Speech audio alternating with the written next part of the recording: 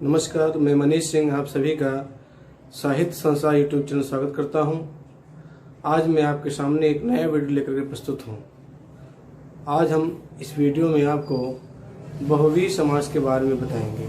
इससे पूर्व मैंने आपको समास के जो 3 भेद थे, मुख्य रूप से अव्ययी भाव समास, तत्पुरुष समास और द्वंद्व समास, इसके बारे में मैंने आपको पढ़ा चुका हूं और यह ऑलरेडी YouTube पे अपलोड भी हो चुकी है।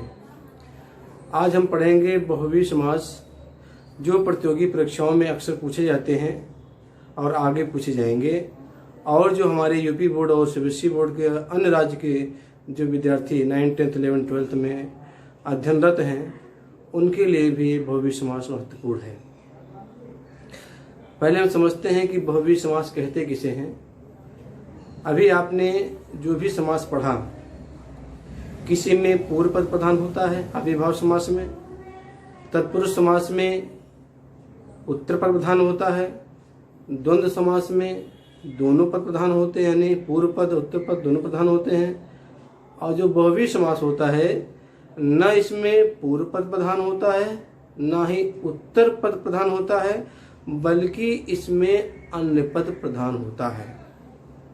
यानी जो दो शब्द, जो समास युक्त जो शब्द होते हैं, मिलकर के जो समासिक शब्द बनाते हैं, वह समास शब्द का जो निर्माण होता है वह बल्कि अन्य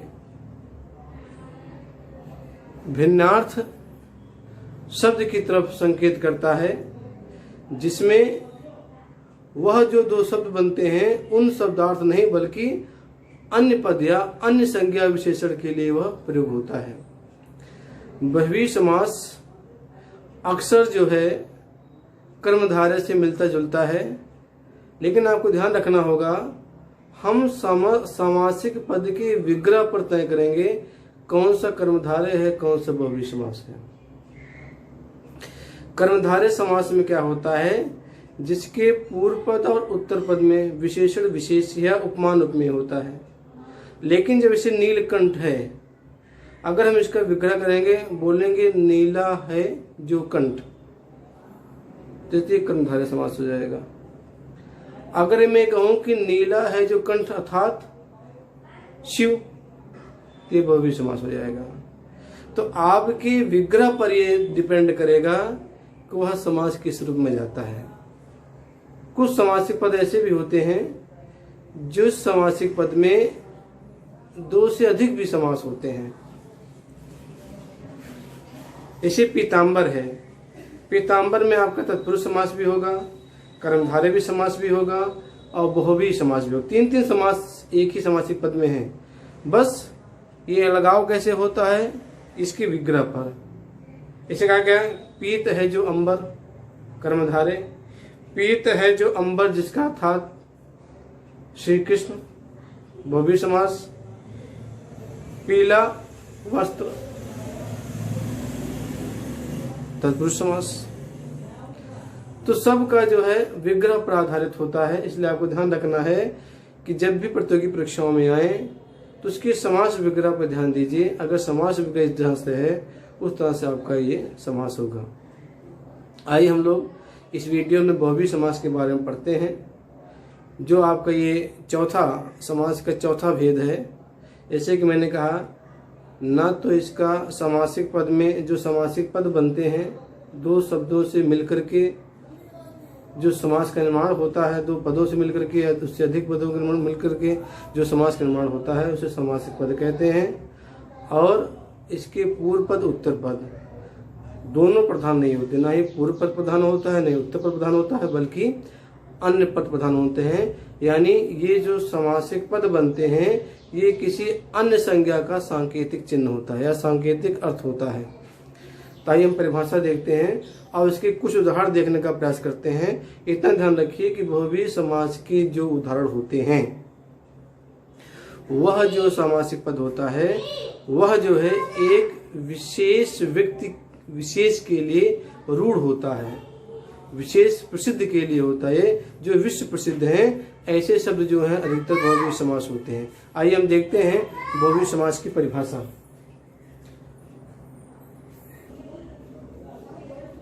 देखिए परिभाषा क्या है, जिस सामासिक शब्द के दोनों पद, क्या कह रहे हैं, दोनों पद पूर्व और उत्तर, दोनों पद अप्रधान हो, यानी कोई भी पद प्रधान नहीं होता इसमें, और जिसके शब्दार्थ नहीं वरन सांकेतिक अर्थ प्रधान हो, उसे हम बहुव्रीहि समास कहेंगे। कहने मतलब है न इसका पूर्व पद प्रधान होता है न ही उत्तर प्रधान होता है, ये दोनों सामासिक शब्द ये दोनों पद मिलकर के किसी अन्य पद की तरफ संकेत करते हैं, तो यहाँ पर बहुव्रीहि समास होता है।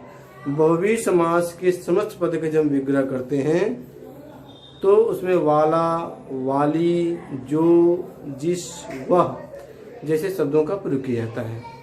ठीक है, आइए हम जो है कुछ उदाहरणों से देखते हैं बहुव्रीहि समास कैसे होता है। आइए देखिए, लिखा है मैंने दशानन, तो जब आप दशानन देखेंगे तो आपके दिमाग में आएगा तो इसका जो पूर्व पद दस है, संख्यावाची है, तो द्विगु होना चाहिए। ठीक है, आपका सोचना भी सही है, लेकिन ये जो दोनों पद है, पूर्व पद आनन उत्तर पद, ये जो दोनों पद के जो समास पद बने हुए हैं, यह एक विशेष व्यक्ति की तरफ इंगित कर रहा है, ना कि जो है हमें मानना संख्यावाची है पूर्व पद, लेकिन यह एक व्यक्ति विशेष के लिए प्रयोग हो रहा है जो विश्व प्रसिद्ध है। 10 आनंद, 10 है जिसके आनंद, यानी 10 है जिसके सिर या मुख, वो दशानन कहलाएगा, यानी रावण के लिए विश्व प्रसिद्ध हो गया है, इसलिए इसमें बहुव्रीहि समास है। तो मैं आपको बात बता रहा हूँ, जो समस्त पद एक विशेष व्यक्ति के लिए जो विश्व प्रसिद्ध हो उसके लिए जहाँ प्रयोग किया जाएगा तो वो समस्त पद जो है बहुव्रीहि समास का होगा। ठीक है, आप देखिए दशानन, तो जब इसका विग्रह करेंगे, 10 है आनंद जिसके वह अर्थात रावण।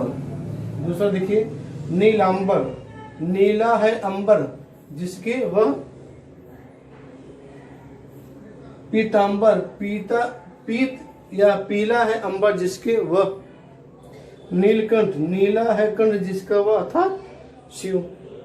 सुलोचना, सुंदर है लोचन जिसके वह, कोई भी स्त्री हो सकती है, लेकिन सीता हो गई, सीता जी हो गई।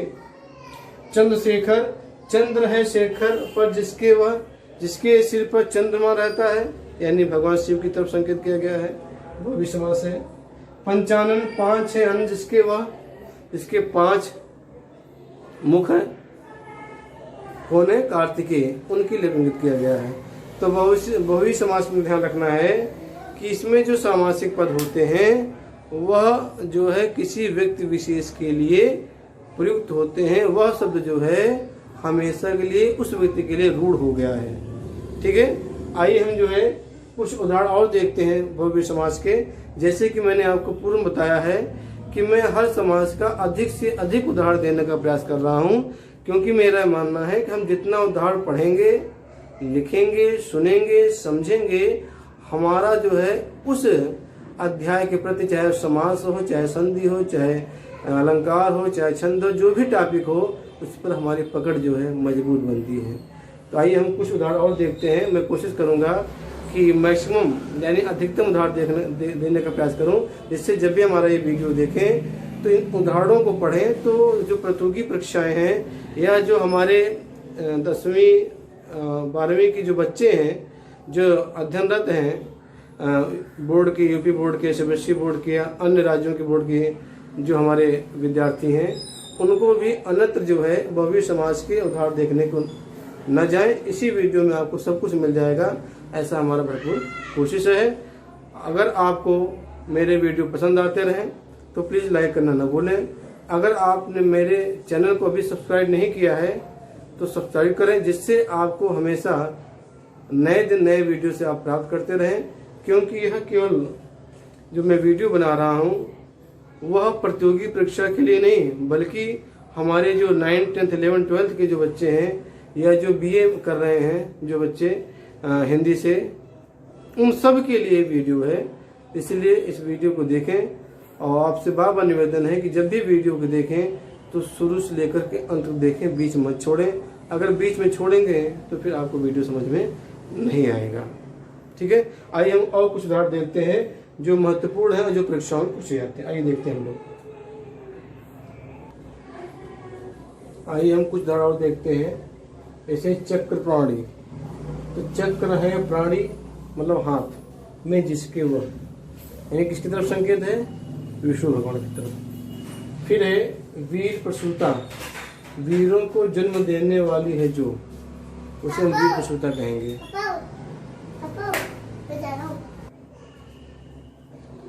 चतुर्भुज, चार है भुजाएं जिसकी वह, विष्णु भगवान हो सकते हैं। लंबोदर, लंबा है उदर जिसका, उदर बोलते हैं पेट को। तो वैसे आमतौर पे भी किसी का पेट बड़ा हो सकता है, लेकिन यहाँ पर जो विशेष अर्थ के लिए प्रयोग हुआ है वो है श्री कृष्ण की, सॉरी माफ कीजिएगा, श्री गणेश के लिए। लंबोदर कहते हैं श्री गणेश भगवान को। फिर है अजान बाहु, जिसकी बाहु घुटनों तक है वह, यानी जिसकी लंबी भुजाएं हों घुटनों तक, जो पैर घुटने होते हैं, किसकी? श्री राम को कह सकते हैं। श्री राम को अजान बाहु भी कहा जाता था। उनकी भुजाएं जो थी बहुत लंबी थी। ये ऐसे इंसान जो भाग्यशाली माने जाते हैं। फिर है अजात शत्रु, कोई शत्रु नहीं जन्मा है जिसका वह। कुमति, बुरी है मत जिसकी वह। तो कहने का प्राय है कि जो बहुवी समाज की जो समस्त पद होते हैं वह जो है किसी विशेष अर्थ के लिए प्रयुक्त होते हैं, ठीक है, जो विश्व प्रसिद्ध होता है। आइए हम बहुवी समाज के कुछ उदाहरण और देखते हैं। देखिए, अद्वितीय, जिसके समान दूसरा नहीं है वह। चंद्रमौली, चंद्र है मौली पर जिसके वह, शिव। कपोद ग्रीव, कबूतर की तरह ग्रीवा यानी गर्दन है जिसकी वह। ये सब विशेष व्यक्ति के लिए प्रयोग हो रहे हैं। के लिए कबूतर गर्दन वाले हर व्यक्ति नहीं होता, या कुछ व्यक्ति नहीं होता है, किसी एक ही व्यक्ति के लिए प्रयोग हो रहा है। अतिथि, आने की तिथि मालूम नहीं है जिसकी, उसे हम अतिथि कहते हैं। पद्मासना, पद्म पर आसीन रहती है जो, वह यानी सरस्वती देवी की बात कर रहे हैं। सपत्नीक, पत्नी के साथ है जो वह, यानी किसी एक व्यक्ति विशेष की बात हो रही है। सहोदर, एक ही उदर से उत्पन्न हुआ है जो, उसे हम सहोदर कहेंगे। इस तरह मैंने आपको कुछ उदाहरण जो है इस वीडियो में देने का प्रयास किया बहुवी समाज के अंतर्गत। अब मुझे उम्मीद है कि आपको ये वीडियो जरूर पसंद आएगा। अगर आप पसंद आए तो लाइक करना जरूर न भूलें। अगर आप अभी तक आपने मेरे चैनल को सब्सक्राइब नहीं किया है तो प्लीज़ सब्सक्राइब करें, जिससे आने वाले समय में आपको हिंदी व्याकरण से संबंधित या हिंदी साहित्य से संबंधित आपको वीडियो मिलते रहें, जिससे आपके जीवन में खुशहाली आए और प्रतियोगी परीक्षाओं में आप कामयाब हों। तो आज मैंने इस वीडियो में बहुवी समाज की परिभाषा बताई और बहुवी समाज के जो अधिकतर परीक्षाओं में पूछे जाते हैं वह उदाहरण देकर के आपको समझाने का प्रयास किया है। एक बार हम फिर बताते हैं, बहुवी समाज जिसका न पूर्व पद प्रधान होता है न उत्तर पद प्रधान होता है, बल्कि दोनों अप्रधान होते हैं। इसका तीसरा पद प्रधान होता है जो एक सांकेतिक अर्थ प्रकट करता है, उसे हम कहते हैं बहुवी समास। इसके उदाहरण मैंने आपको बताए, जैसे बताया चंद्रशेखर, लंबोदर, चतुरानन, त्रिनेत्र, अजातशत्रु, सुलोचना, सपत्नीक, सहोदर, ऐसे बहुत सारे उदाहरण हैं जो बहुवी समास के अंतर्गत आते हैं। और मैंने आपको अंतर बताया कर्मधारय समास बहुवी समास में। कर्मधारय समास में क्या होता है, जिसके पूर्व पद और उत्तर पद विशेषण विशेष्य होते हैं या विशेष विशेषण होते हैं, और जिसके पूर्व पद उत्तर पद उपमान उपमेय होते हैं। लेकिन मैंने आपको बताया कि जब कोई उदाहरण से पीताम्बर आता है तो इसका विग्रह दो तरह से होगा। पीत है जो अंबर, तो कर्मधारय समास का हो जाएगा। अगर इसका विग्रह मैं करूं पीला है अंबर जिसका था श्री कृष्ण, तो बहुवी समास हो जाएगा। नीलकंठ है, नीला है जो कंठ, कर्मधारय समास हो जाएगा। नीला है जो कंठ था जिसका, शिव, भव्य समास हो जाएगा। तो मैं आपको बताना चाहता हूं कि ऐसा नहीं है कि एक समस्त पद में एक ही जो है समास होगा, एक समस्त पद में दो से ज्यादा भी समास हो सकते हैं। ठीक है, इससे पीताम्बर मैंने बताया था, पीताम्बर में तत्पुरुष समास हो सकता है, कर्मधारय समास हो सकता है और आपका बहुव्रीहि समास हो सकता है। यानी एक समासिक पद में एक से अधिक समास भी हो सकते हैं। वह किस पे निर्भर करता है? वो आपके विग्रह पर निर्भर करता है, आप विग्रह किस तरह से कर रहे हैं। ठीक है, तो आज के लिए बस इतना ही। और मुझे पूरी उम्मीद है कि आपको ये वीडियो जरूर पसंद आया होगा। आगे हम नए वीडियो लेकर के फिर आपके सामने हाजिर होते हैं। तब तक के लिए धन्यवाद।